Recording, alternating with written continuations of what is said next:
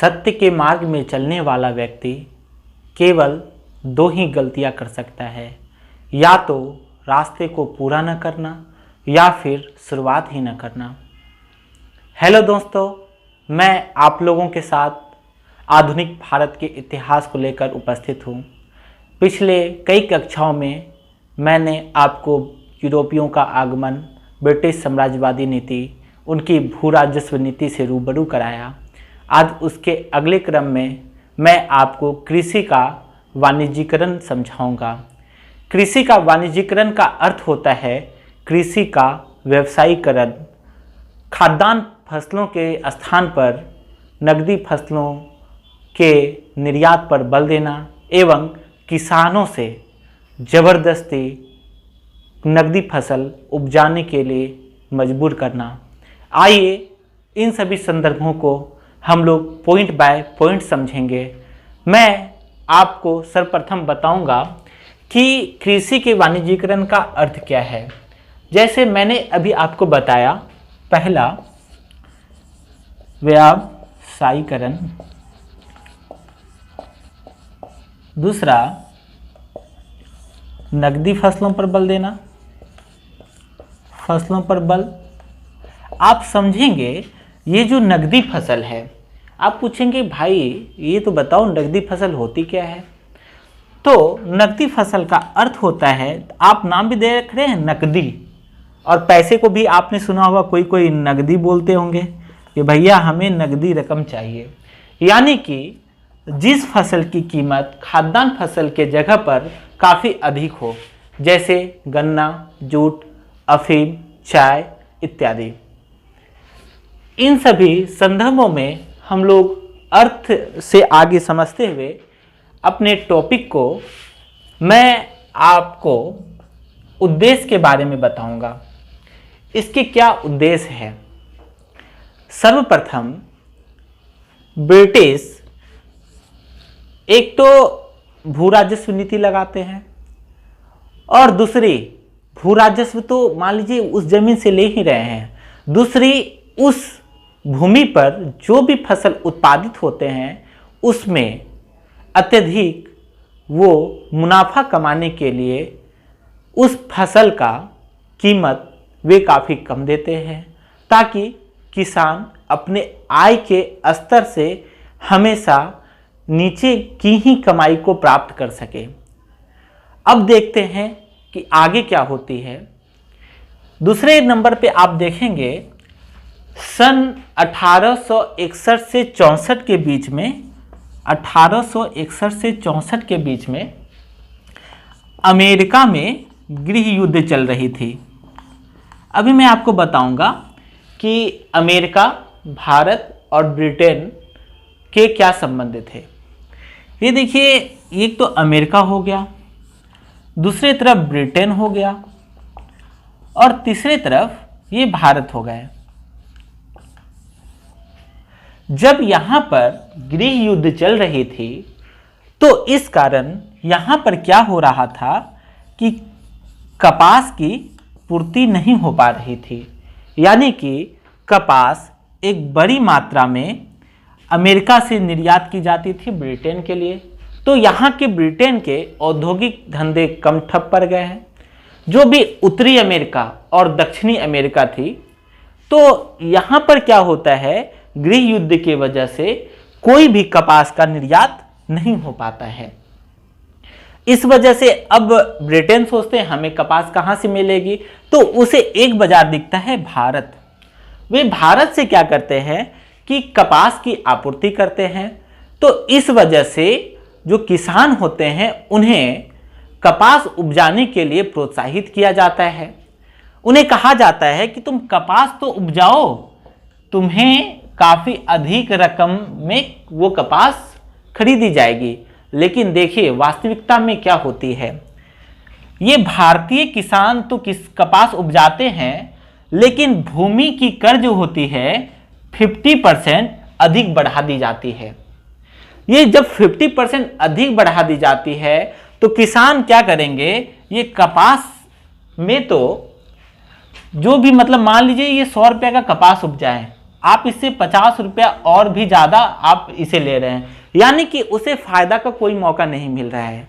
आप तो यहाँ देख रहे हैं कि फायदा का कोई मौका नहीं मिल रहा है। दूसरी तरफ क्या होती है कि जब अमेरिका में गृह युद्ध समाप्त होती है तो यहाँ से फिर से कपास ब्रिटेन निर्यात किए जाते हैं। तब भारतीय कपास क्या होता है, किसानों के पास से अब वहां खरीदी नहीं जाती है, लेकिन जो भू राजस्व की दर थी 50% बढ़ाई गई थी, वो दर को कम नहीं किया जाता है। इसका परिणाम यह होता है कि किसान आर्थिक तंगी से गुजरते हैं। एक तो उसे आमदनी ना थी, उसके अलावे उसके ऊपर में जो अतिरिक्त कर लगाई गई थी वो अतिरिक्त कर को कम नहीं किया जाता है। इसी संदर्भ में आगे इसका परिणाम होता है दक्कन के दंगे। आपको मैंने बोला था कारण और परिणाम का नियम, दक्कन के दंगे। अब मुझे लगता है आप दक्कन के दंगे काफी अच्छे से समझ गए होंगे। दूसरी तरफ क्या होता है मैं आपको बताता हूं। दूसरी तरफ यहां पर क्या होता है, ये मान लीजिए चीन है, चीन का कैंटन क्षेत्र, चीन का कैंटन क्षेत्र, और ये चीन का कैंटन क्षेत्र यहां पर है। एक तरफ आपका भारत हो गया और दूसरी तरफ क्या होता है, ये आपका ब्रिटेन हो गया, तो यहां से क्या किया जाता है, चीन से चाय मंगवाई जाती है ब्रिटेन, और भारत से इसके बदले अफीम निर्यात की जाती है कहां, चीन। अब यहां पर देखिए ब्रिटेन तो इधर से भी प्लस पॉइंट हो रहा है, ब्रिटेन इधर से भी प्लस पॉइंट होता है, तो इसे तभी है ना त्रिकोणीय व्यापार के नाम से जानते हैं। ये कहा जाता है अंतर्राष्ट्रीय व्यापारिक संतुलन।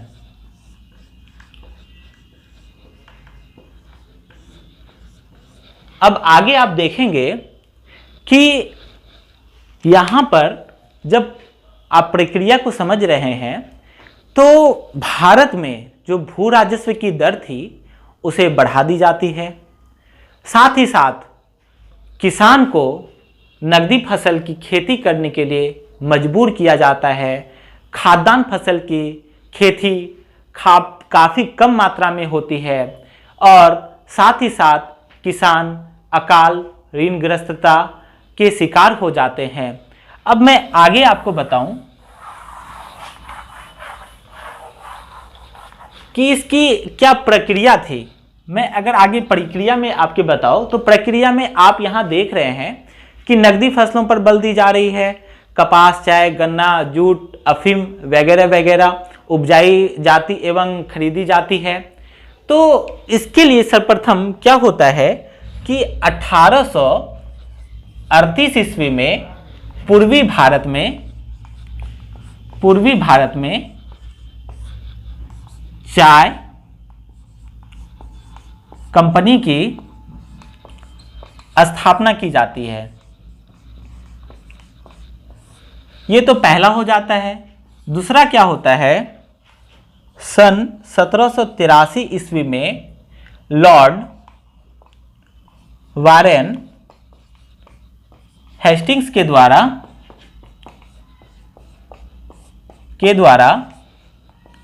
जो अफीम का व्यापार था, अफीम का व्यापार को कंपनी अपने अंतर्गत उसे एकाधिकार में शामिल कर लेता है, यानी कि कोई भी और यूरोपीय व्यक्ति भारत आकर अफीम नहीं खरीद सकता है।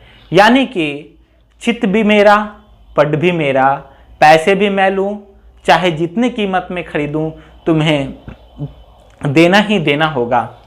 अब आप, ये तो प्रक्रिया हो गई, अब आप परिणाम के बारे में देखेंगे। तो परिणाम के बारे में बता दूं, परिणाम तो दो ही हो सकते हैं, पहला सकारात्मक और दूसरा नकारात्मक।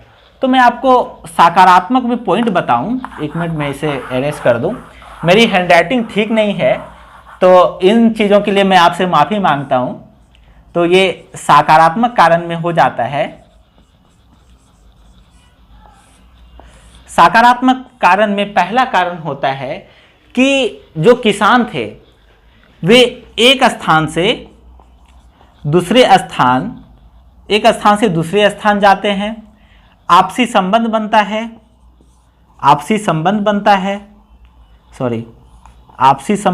है, अंतर्राष्ट्रीय व्यापार को प्रोत्साहन मिलती है, अंतर्राष्ट्रीय व्यापार।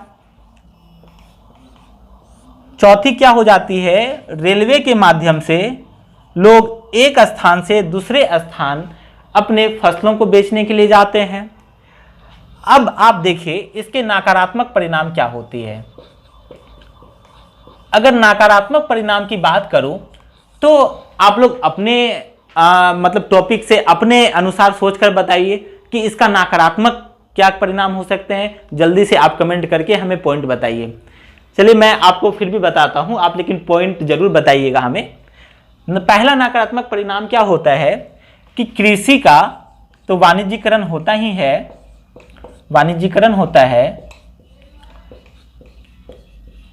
दूसरा क्या होता है कि नकदी फसलों पर बल दिया जाता है। तीसरा क्या होता है कि भू राजस्व की दर काफी अधिक बढ़ाई जाती है। चौथी क्या होती है कि किसान का शोषण होता है। मैं इसे इधर लिख दूं, शायद उधर है ना, ज़्यादा अच्छे से दिख नहीं पा रहा होगा। तो मैं आपको पांचवा कारण बताता हूं। पांचवा कारण देखिए इंपॉर्टेंट है।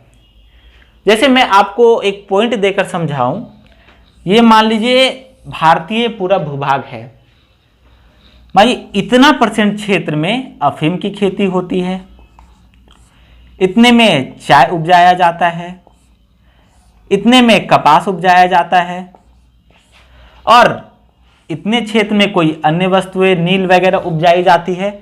और ये जो इतना क्षेत्र बचता है, इतने क्षेत्र में आपको खाद्यान्न वस्तु की खेती होती है। देखिए इन चीजों को आप अच्छे से समझिएगा। जब ये खाद्यान्न फसल की खेती इतने ही जगह में होगी और खाने वाले व्यक्ति इतने हैं, तो क्या इनकी आवश्यकताओं की पूर्ति हो सकती है? जरा विचार कीजिएगा और हमें कमेंट बॉक्स में जरूर बताइएगा। तो अब ये खाद्यान्न वस्तु यहां पर क्या हो जाती है, कम हो जाती है। अब यहां पर कम होगी तो लोग क्या होंगे, भूखमरी के शिकार होंगे, उनकी अकाल की स्थिति उन पर कायम हो जाएगी। जबकि कई बार ब्रिटिश के समय में भारत में अकाल आए थे। अब आगे चलकर देखिए क्या होती है कि एक तो इतने से खाद्यान्न फसल है, इनमें से भी जो अच्छे किस्म के खाद्यान्न फसल होते थे उसे क्या किया जाता था, मैं इधर लिख दूं, उसे है ना ब्रिटेन निर्यात कर दिया जाता था।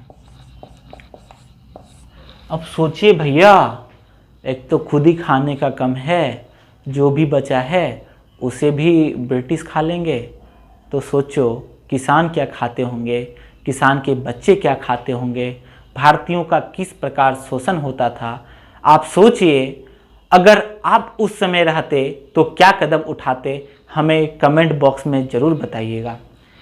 अब आगे चलते हैं, यहां से आगे बढ़ते हुए मैं आपको बताता हूं कि ये तो भूखमरी के शिकार हो जाते हैं भैया, इन्हें तो खाने की लाले पड़े हुए हैं। ये अब तो छोटी सी बात है, अभी देखो क्या होता है। इसके बाद अगले क्रम में मैं हस्तशिल्प उद्योगों का पतन के बारे में बताऊंगा। जब हस्तशिल्प उद्योगों का पतन होता है तो उनके जो भी कारीगर हैं, वो कारीगर क्या होते हैं कि वो कृषि के क्षेत्र में काम करने के लिए आ जाते हैं। अब कृषि क्षेत्र तो सीमित है, लेकिन उसके जो आउटपुट हैं वो भी सीमित हैं। तो क्या होगा कि मान लीजिए पहले इतने किसान थे, अब किसान की संख्या इतनी बढ़ गई।